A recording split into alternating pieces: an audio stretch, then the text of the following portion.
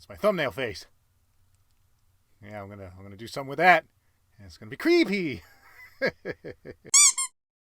What's good, people? Agent Jules reporting for duty. So I finally watched through the first season of Solar Opposites, and I'm kind of positive neutral on it right now. It's not doing anything overtly bad or overtly good. It feels like it's really playing it safe right now. But it has a very unusual thing it did this season, and I kind of want to dig a little bit into it because I kind of want to figure out why they did it. So, with that being said, let us go ahead and buckle into our favorite flying saucer, flee our exploding planet, crash into another planet that sucks and we hate it so much, and feed our little grub weird objects so it'll one day fulfill its purpose, which is smashing that like button for the YouTube algorithm. And let's go ahead and let's talk Solar Opposites. So before getting into it, let's go ahead and talk about the Speedpaint. It's an Alien 3 reference. Jessie is the name of the younger girl alien character. There's an episode where the two adult characters, Corvo and Terry, build a wife bot named Patricia, whose purpose is to kind of emulate the iconic sitcom housewife, who is both sarcastic and snippy to her husband, yet loving and motherly to her children. And it gets out of hand, and they have to fight it, and it turns into this giant death bot. And Jessie has to help fight the death bot. And so I decided, it's kind of like Alien, and so because Patricia looks creepy with her sharp teeth face. And so I wanted to do a little homage. So there it is. There you have it. That's the explanation. Now go away. Actually, don't go away. Let's continue on with the video. Solar Opposites is, like I said, it feels like it's playing it safe right now. I say that because even though it's still kind of a crazy, bombastic story, as one would expect from Justin Roiland to make, compared to Rick and Morty, it feels like it's playing it safe because it's trying to make sure that it's not another Rick and Morty. And I can kind of appreciate that. The premise is that these four aliens, you got the main, the parent aliens, which is Terry and Corvo, and what they call their replicants, which they don't really explain what replicants are in this first season. I'm presuming clones based on the context given in the show. So they're like younger clone selves. You have Yumulak and Jessie, and you may ask, okay, so if I am saying that they're supposed to be clones, why is Jessie a girl when Terry's a boy? And they actually say that upon entering Earth, they chose how to identify in order to blend into human society. And so Jessie decided to, hey, I'm going to be the girl, and Yumulak can be the boy, so you can have the brother and sister dynamic. Anyway, so they crash land on Earth, and they're tasked with taking care of this grub creature. And the idea is that one day the grub will grow to an immense size and explode and terraform Earth into a new Schlorp, which is the planet they came from that got Supermaned. It blew up and they had to flee. So it's a story of them going about their lives, trying to acclimate to human culture. So you get a lot of those. You get a lot of what you'd expect from a show about aliens trying to, I am just like you, human. So you get a lot of what you would expect from a show like that. But at the same time, they have enough of that Rick and Morty insanity going along with it, that they throw you a few curveballs here and there, and it's just kind of fun to see the characters interact. There's not really anything that stands out to me in the show except an entire other show going on inside Solar Opposites. Okay, to explain what's going on, Yumulak has this habit of shrinking humans he dislikes.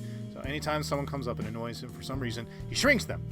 But now he doesn't know what to do with it, so he decides, hey, let's build a terrarium. So there's this giant multi-layered terrarium inside Yumulak and Jessie's shared room. And so whenever they shrink humans, they just throw it in there. And so occasionally throughout the whole season, you cut back to life inside the terrarium. And it's basically a whole nother show. So Solar Opposites is this episodic sitcom of like, oh, hey, we're aliens and we gotta conform to humanity. But inside the terrarium, it's like a full-on like one linear storyline, like gritty world about like, you know, oh, this terrarium will like, you know, chew you up and spit you out because it's like a whole new society in there, and the society is ruled by this guy called the Duke, who rules it like a mafia boss. And I forgot the character's name, but one of the main characters ends up being like this random guy who's thrown in there, and you know, he discovers this whole hierarchy happening within this terrarium, and it's really like he greatly dislikes it, and so like, you know, we got to change it. So there's like this whole story about him forming a rebellion, but getting betrayed, and then thrown into prison, and then broken out of prison, and like it's a whole nother show. It's what it is. The C plot of Solar Opposites is a completely different show, and I'm sitting there kind of like going like, wow, this is cooler, kind of cooler than actual Solar Opposites. I wonder why they're doing this. Is it because they had 2 shows that they wanted to pitch and they could only get one made, but it was the one that they really didn't want to make?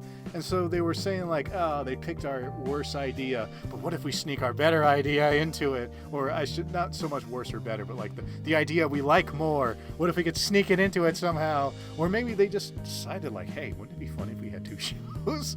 You know, like we had like Solar Opposites, but there's actually an entire second show going on. And it was funny. And what's really funny is that the entire C plot of the terrarium story is actually really good. It's well written. It feels very much like an HBO kind of series you'd expect, like a Walking Dead, Game of Thrones-y kind of story where like there's a lot of intrigue and there's a lot of betrayal and I mean, like, wow, that I did not expect that, and they ended up doing that. The C plot ends with the rebellion guy realizing that the Duke actually had a secret tunnel that led out of the terrarium, because the whole point of being in the terrarium is that they're trapped in there, they can't get out, and yet the Duke has a way out, which explains why he was able to have so many resources being smuggled in. And so the rebellion guy ends up betraying his second in command and hiding the fact that there's a way out, and so he essentially becomes the new ruler, but he's seen as like a benevolent ruler because, you know, he makes up a fake story of how like, oh, my second in command died in action and we'll honor her name with a new holiday. And so I don't know if they're gonna continue the C plot in another season, if they have another season, which I believe they might. Now that I'm actually talking out loud, I wonder if they're creating a second show within a show in order to incentivize networks to continue the story, because you have enough people watching the C plot who really, really want to know what's going to happen next.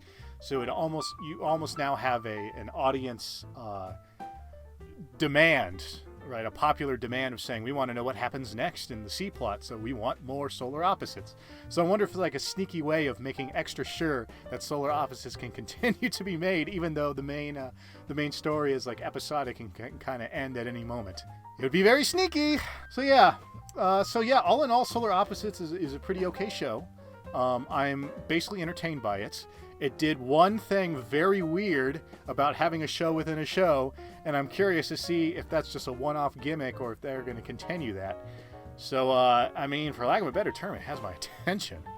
So, dang, let's see what happens. So with all that said, I think I'll go ahead and wrap it up for today. So you people know what to do here. If you like what you see and you want to see more, go ahead and hit those sacred buttons. You know, like the video, subscribe to the channel, hit that notification bell. Go ahead and leave comments below. I love hearing what you guys have to say. I'll always try to, answer as many as I can. Let me know your thoughts about if you saw Solar Opposites. Let me know what you think about the show within the show and what's going on with that. Also, make sure to share the video because it's good for me, it's good for you, it's good for the channel. It shows people that you have good taste. And you should always broadcast loudly the things that you're watching online, except the things that we all know you should keep secret. Also, if you wish to stalk me elsewhere on the interbuts, I always leave my links here up on the screen. And of course, if you want to actually click on the links as opposed to typing them in manually, you can go to the intro video I have linked down below in the description box, where I have all of my links in there. For those of you who wonder why I do that, I always say it's because the YouTube algorithm doesn't like it when you link out of a video. So I make sure that I have all of my external links on one video as opposed to posting them on all of my videos, and thereby hurting my chances in the algorithm. It's all a game, man. It's all a game. But with all that said, I thank you for spending this time with me. I hope you all stick around. And until next time, adieu, cheers.